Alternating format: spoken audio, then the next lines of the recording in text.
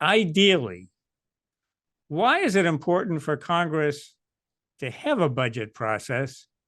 And why do we say that it's broken down? Sure. So I think the purpose of having a predictable, orderly budget process is because it allows Congress to fulfill one of its foremost constitutional responsibilities, which is it holds the power of the purse.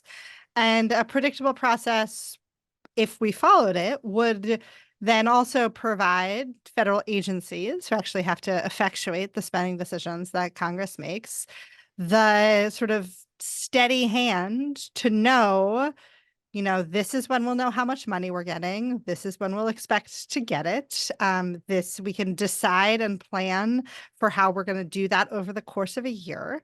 But when the budget process breaks down, we both, from the congressional side, lose the ability of Congress to exercise that constitutional responsibility. And then from the executive branch side, lose all sense of predictability, and all sense of being able to plan and use the resources that Congress gives it in a responsible and predictable way.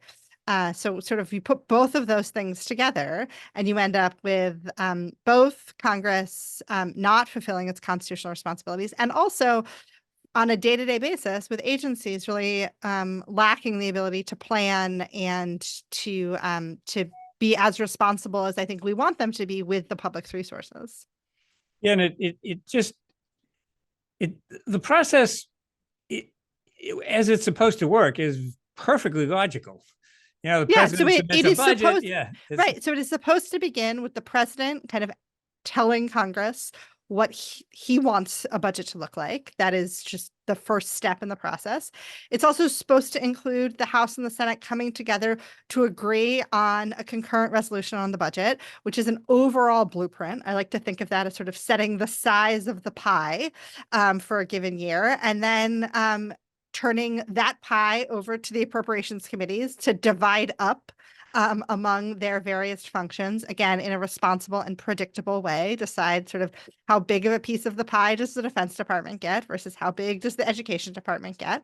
And then Congress is supposed to consider each of those slices of the pie individually so they can really dig into and make responsible choices about programs and accounts. And then that's all supposed to happen before the federal government's fiscal year begins on October 1st, which would give, again, agencies the maximum amount of knowledge and foresight into what their resources are going to be for an entire fiscal year.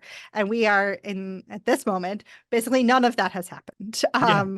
We Congress did not adopt a concurrent resolution on the budget. Congress ostensibly agreed to kind of overall spending levels as part of the deal to raise the debt limit last May. But pretty immediately after that, the Fiscal Responsibility Act was signed into law, it became clear that, at least in the House, some set of Republican members did not actually want to write appropriations bills that reflected that agreement. And then we've sort of gone progressively more off the rails since then. And now we're recording this approximately 2 weeks ahead of the first deadline to keep a set of four, or there are four spending bills that will run out 2 weeks from now.